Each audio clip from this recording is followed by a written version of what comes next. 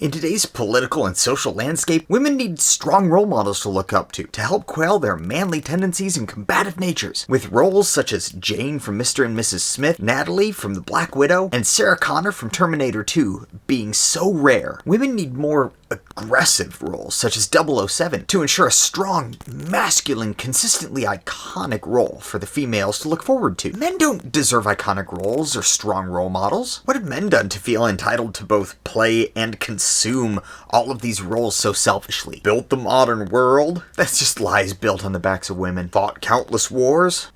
Been the actual subject of the exploits? Don't make me laugh. These are just red herring arguments. Society has wholly supported men up to this point, providing perfect developmental trails for them, requiring no external support or enjoyment of entertainment for that matter. Besides, they should be working, not enjoying movies. Anyway, they've got enough bond for them. The entertainment industry obviously isn't creative enough to develop their own iconic female characters, and obviously these female characters can't be strong enough independently of the male foundation to be able to stand up, become iconics in their own right. So with as many roles in the past that have already been dedicated to the patriarchal system, what does it matter if we just shift this one? You know what? They've got so many, why stop at one? Let's just do them all. Instead of Jason Bourne, you can have Jasmine Bourne. Instead of John McClane, you got Jane McClane. Instead of Mad Max, you got Angry Angela. Daryl Dixon becomes Darlene Dixon. Rambo becomes Rambette. That one doesn't work so well. Jack Ryan becomes Janice Ryan. Magnum P.I.? Let's go Monica P.I. Hey Sherlock, step aside. It's Cheryl Holmes' turn. Finally, instead of Indiana Jones, why don't we just do Dakota Jones? Let's get to work.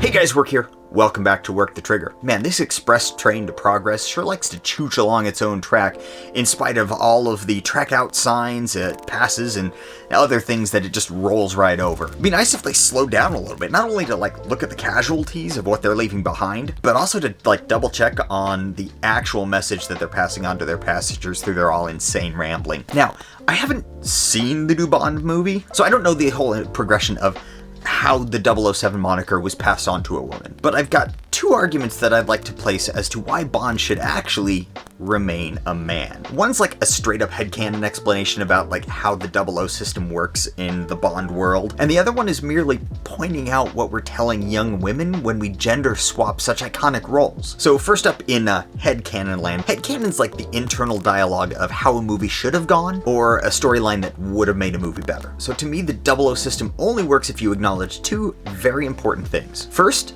they die.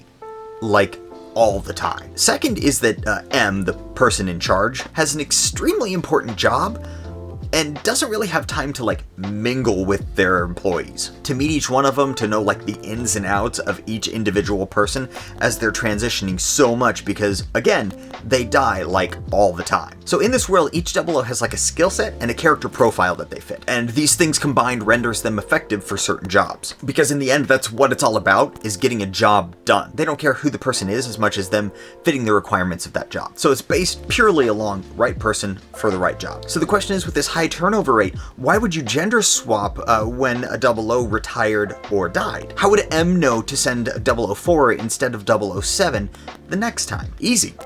He or she wouldn't, and they don't need to. 007 is an elite male expert of espionage, able to infiltrate most groomed inner circles, woo those who need to be wooed, and gain confidence. He's able to shoot himself out of most situations, but his expertise is espionage. 006, as we've seen in movies like GoldenEye, is a less handsome, more brute force agent. Though he's also trained in spycraft like 007 is, he specializes in things like demolition and explosives, and is usually a little bit more heavily armed than 007 is, or ends up arming 007 once they get to where they're going. The names Alec Trevelyan, James Bond, those are just names adopted when an agent is given their number. Now, does this mean that there aren't any female 00s? Of course not. If anything, there's a female version of every single one of the 00s, especially the ones used for full infiltration, immersion, and espionage. But to swap them out all willy-nilly well, that could cause a mix-up, and it could cause a female agent to be sent in for a task meant for a male agent. And since men and women are, in fact,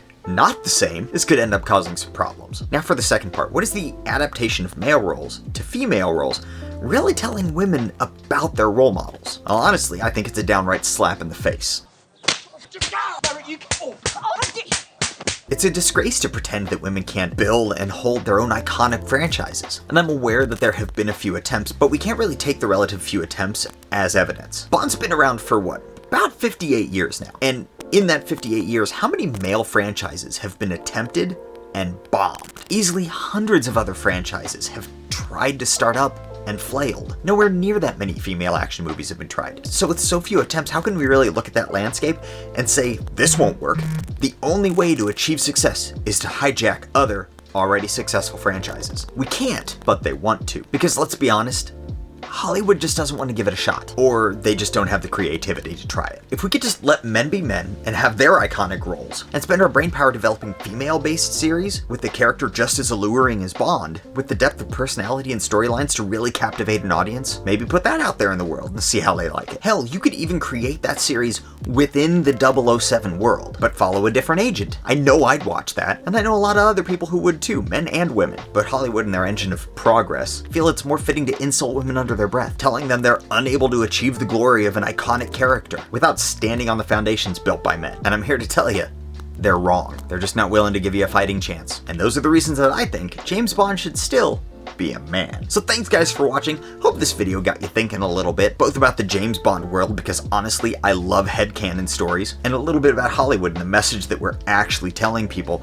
when we do things like recasting characters, or refusing to continue along with storylines, or we just don't give storylines a prime opportunity to unfold. I'm not saying that you can't utilize the Bond world and the Bond storyline to jumpstart another franchise, but hijacking a franchise is kind of where my problem sits. I wouldn't want to see Wonder Woman recast as a man. I would love to see a spin-off of the Mr. and Mrs. Smith storyline where it just followed Mrs. Smith. But until we accept that the success of a franchise is decided more by the quality of character and storyline than the gender of the character, Hollywood's just gonna keep batting people down from even trying because they don't understand the problem. So what do you guys think about Bond being a man or a woman? Does it matter? Does it not matter? Do you think that my theories about how that world works kind of fits in? Or do you think we should just throw it to the wind and Bond can be whatever? Whatever you think, comment down below for me. If this video got you thinking and we could start a healthy discussion on it, hit that like button. Remember guys, I appreciate every one of you, and until next time, do your research, get informed, and get to work.